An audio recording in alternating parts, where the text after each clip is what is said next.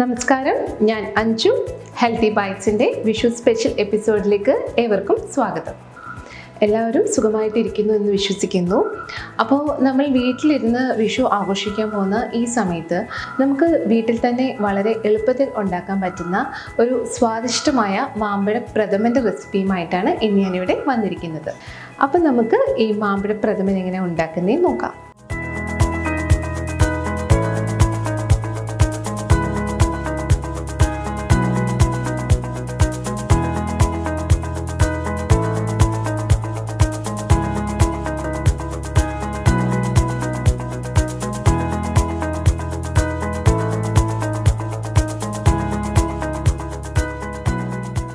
നമുക്ക് മാമ്പഴ പ്രഥമൻ്റെ ഇൻഗ്രീഡിയൻസ് എന്തൊക്കെയെന്ന് നോക്കാം. ഞാനിവിടെ 1 കിലോ മാമ്പഴമാണ് എടുത്തിരിക്കുന്നത്. നമ്മുടെ വീടുകളിൽ ഉണ്ടാകുന്ന നല്ല ദശക്കട്ടിയുള്ള നാടൻ മാമ്പഴം ഉപയോഗിക്കാം. നാര് വളരെ കുറവുള്ളതും നല്ല മധുരമുള്ള മാമ്പഴം എടുക്കാൻ പ്രത്യേകം ശ്രദ്ധിക്കുക.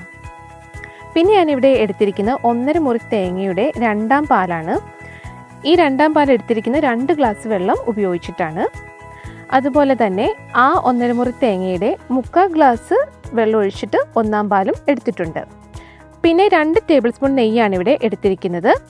ആവശ്യത്തിന് കശുവണ്ടി, ഉണക്കമുന്തിരി, കൂടാതെ ശർക്കര പാനിയാണ് ഇവിടെ എടുത്തിരിക്കുന്നത്. 200 ഗ്രാം ശർക്കര, ഏകദേശം ഒരുണ്ട ശർക്കര പൊട്ടിച്ച് 1/4 ഗ്ലാസ് വെള്ളത്തിൽ ഉരുക്കിയെടുത്തതാണ്. ശർക്കര പാനി നന്നായിട്ട് അരിച്ചെടുത്തിട്ടുള്ളതാണിത്. കൂടാതെ 1/2 ടീസ്പൂൺ ഏലക്കാപ്പൊടി വേണം, കുറച്ച് തേങ്ങാക്കൊത്തും. നേരത്തെ നമ്മൾ എടുത്തിട്ടുള്ള മാമ്പഴത്തിൻ്റെ പൾപ്പാണ് ഞാനിവിടെ എടുത്തിരിക്കുന്നത്. കട്ട് ചെയ്തിട്ട് അതിൻ്റെ 3/4 ഭാഗം വെള്ളം ഒട്ടും ഒഴിക്കാതെ മിക്സിയിൽ അരച്ച് നല്ല പൾപ്പാക്കി എടുത്തതാണ്. കൂടാതെ 1/4 ഭാഗം ചെറിയ കഷ്ണങ്ങളാക്കി എടുത്തിട്ടുണ്ട്.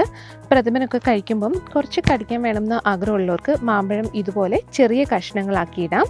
അതല്ലെങ്കിൽ നിങ്ങൾക്ക് മുഴുവനായിട്ടും അരച്ചുപയോഗിക്കാം, അല്ലെങ്കിൽ മുഴുവനും കുഞ്ഞു കുഞ്ഞു പീസാക്കി ഉപയോഗിക്കാം. മറ്റൊരു കാര്യം കൂടി, ഇനി നിങ്ങൾ എടുക്കുന്ന മാമ്പഴത്തിന് നാരുള്ളതാണെങ്കിൽ ഇതുപോലെ പൾപ്പാക്കി എടുക്കുമ്പം ഒന്ന് അരിച്ചുകൂടി എടുത്താൽ നാരൊക്കെ മാറിക്കിട്ടും. ഇനി നമുക്ക് മാമ്പഴ പ്രഥമൻ ഉണ്ടാക്കുന്നത് തുടങ്ങാം. നമ്മുടെ ഉരുളി നന്നായി ചൂടായിട്ടുണ്ട്. ഇതിലേക്ക് 1 ടേബിൾ സ്പൂൺ നെയ്യ് ഒഴിച്ചു കൊടുക്കാം. നെയ്യിപ്പം നന്നായിട്ട് ചൂടായിട്ടുണ്ട്. ഇതിലേക്ക് അരച്ചു വെച്ചിരിക്കുന്ന മാമ്പഴം ഇട്ട് കൊടുക്കാം.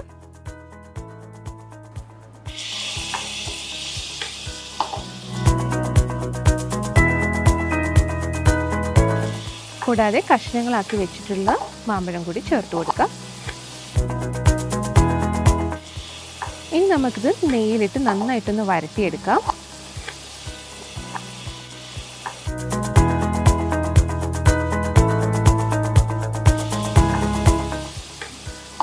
ഒരു 4-5 മിനിറ്റ് നന്നായിട്ട് ഇളക്കി കൊടുത്തുകൊണ്ടിരിക്കാം.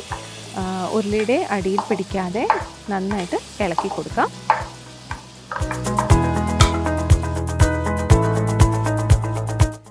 ഇനി നമുക്ക് ഇതിലേക്ക് ഉരുക്കി വെച്ചിരിക്കുന്ന ശർക്കര പാനി ഒഴിക്കാം. ഇതിൽ ഒരുണ്ട ശർക്കരയാണ് എടുത്തിരിക്കുന്നത്. ഇത് മുഴുവനും ഒഴിച്ചു കൊടുക്കേണ്ട. ആദ്യം നമുക്ക് ഒരു 3/4 ഭാഗം ഒഴിച്ചു നോക്കാം. കാരണം മധുരം കൂടിപ്പോയാൽ പിന്നെ ഒന്നും ചെയ്യാൻ പറ്റില്ല. ബാക്കി വേണമെങ്കിൽ പിന്നീട് ഉപയോഗിക്കാം. ഇനി ഇത് നന്നായി ഇളക്കി യോജിപ്പിച്ചു കൊടുക്കാം.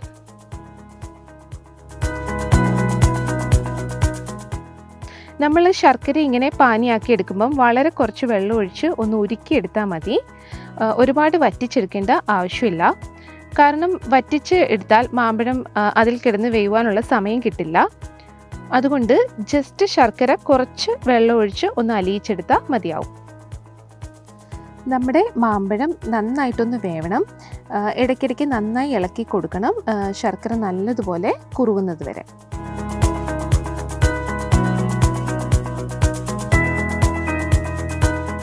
ശർക്കരയും മാങ്ങയും ഇപ്പം നന്നായിട്ട് കുറുകി വന്നിട്ടുണ്ട്. ബാക്കി ഇനി നമുക്ക് 2ാം പാൽ ഒഴിച്ച് തിളപ്പിക്കാം. 2ാം പാൽ ഒഴിച്ചു കൊടുക്കാം.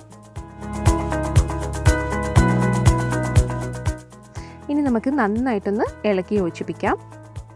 പിന്നെ പായസത്തിൽ ശർക്കര എടുക്കുമ്പം എപ്പോഴും നല്ല ഡാർക്ക് കളർ ശർക്കര എടുക്കാൻ ശ്രമിക്കണം. എങ്കിൽ മാത്രമേ നമ്മുടെ പ്രഥമനൊക്കെ ലാസ്റ്റിൽ നല്ല ഡാർക്ക് നിറം കളർ കിട്ടുകയുള്ളൂ.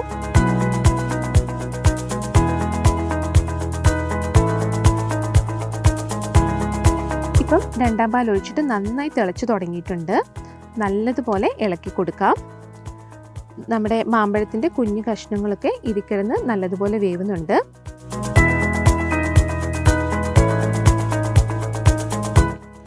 ഇപ്പം രണ്ടാം പാൽ ഒഴിച്ചിട്ട് ഒരു 10-15 മിനിറ്റ് ആയിട്ടുണ്ട്.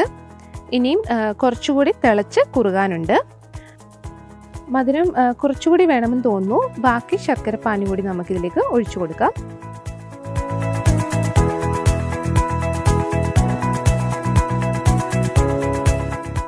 നന്നായിട്ട് ഇളക്കി കൊടുത്തുകൊണ്ടിരിക്കാം. ഇപ്പം രണ്ടാം പാൽ ഒഴിച്ച് നമ്മുടെ പ്രഥമൻ നന്നായി കുറുകി വന്നിട്ടുണ്ട്. ഇനി നമുക്കിതിലേക്ക് ഒന്നാം പാൽ ഒഴിച്ചു കൊടുക്കാം. ഒന്നാം പാൽ ഒഴിച്ചതിന് ശേഷം ഇത് ജസ്റ്റ് ഒന്ന് ചൂടാകാൻ മാത്രമേ പാടുള്ളൂ. തിളപ്പിക്കരുത്.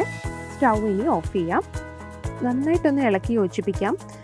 പിന്നെ പായസം ഉണ്ടാക്കുമ്പോൾ ഒരു പൊടിക്ക് ലൂസാക്കി എടുക്കാൻ ശ്രമിക്കണം. കാരണം ഇത് തണുത്ത് കഴിയുമ്പോൾ കുറച്ചുകൂടി കുറുകി വരും. ഇനി ചേർത്ത് കൊടുക്കേണ്ടത് 1/2 ടീസ്പൂൺ ഏലക്കാപ്പൊടി. കട്ടയായി കിടക്കാൻ പാടില്ല. നന്നായി ഇളക്കി യോജിപ്പിക്കണം. കൂടാതെ ഒരു നുള്ള് ഉപ്പ് കൂടി ചേർത്ത് കൊടുക്കുക.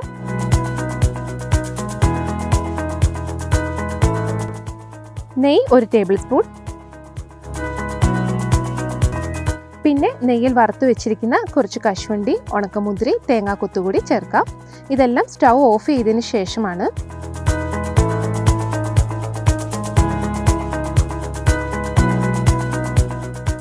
അപ്പം നമ്മുടെ സ്വാദിഷ്ടമായ മാമ്പഴ പ്രഥമൻ തയ്യാറായി. ഇതൊരു 6 പേർക്ക് കഴിക്കാനുണ്ട്. ഒന്ന് ചെറുതായി തണുത്തതിന് ശേഷം വിളമ്പാം.